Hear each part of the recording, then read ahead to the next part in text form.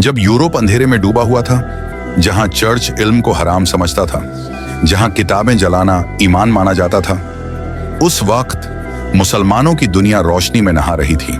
Baghdad की गलियों में कलमों की आवाज गूंजती थी, दमिश्क की मस्जिदों में गणित पढ़ाई जाती थी, काहिरा की लाइब्रेरीज में तारों का नक्शा बनाया जा रहा था, और अंदलुस स्पेन में मुसलमान बच्चे तारीख, फिजिक्स और तफसीर एक साथ पढ़ते थे।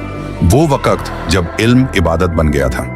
अल जजरी, जिसने पानी से चलने वाली मशीनें बनाई, ऐसी मशीन्स जिनके बिना आज का इंजन पॉसिबल नहीं, उसने क्रैंक शाफ्ट बनाया जो आज हर कार इंजन का दिल है।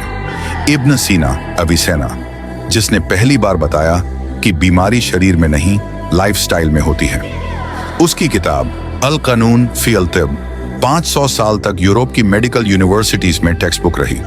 अल ख्वारिज़मी, जिसने अलजब्र से अलजीब्रा बनाया और पहली बार दुनिया को बताया कि नंबर्स सिर्फ गिनती नहीं, लॉजिक भी हैं। आज के एल्गोरिदम्स, एआई और कंप्यूटर्स उसी के सूत्रों से बने हैं। और इब्न अल हैथम, जिसने कहा रोशनी आंख में नहीं जाती, आंख रोशनी को समझती है, वो आज भी फादर ऑफ ऑप्टिक्स कहलाता है।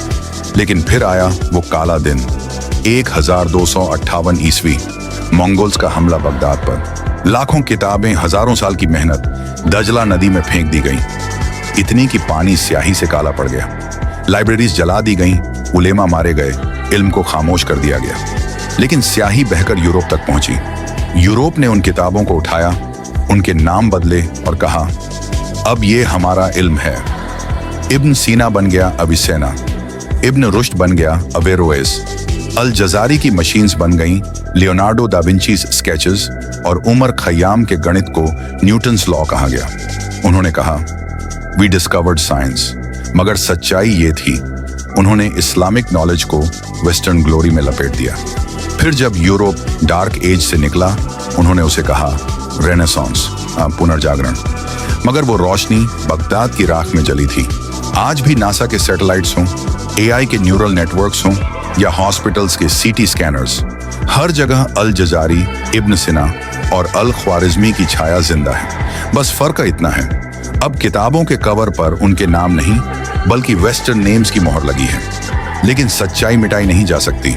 वो हर मशीन के गियर में घूम रही है, हर एल्गोरिदम की कैलकुलेशन में धड़क रही है, और हर रोशनी की किरण में चमक रही है, जो कहती है साइंस की रूह इस्लाम से निकली थी।